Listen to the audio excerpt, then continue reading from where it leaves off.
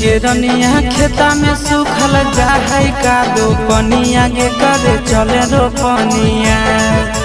सुने गिरनिया खेता में सूखल जा है कादो पनिया गे करे चले रोपनिया।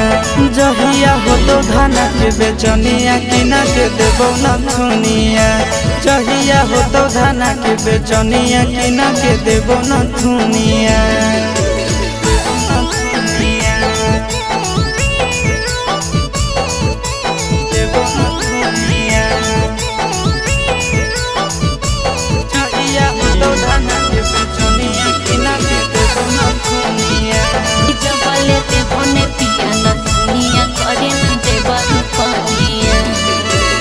बड़की गोतिनिया करे बैठी के आराम हो।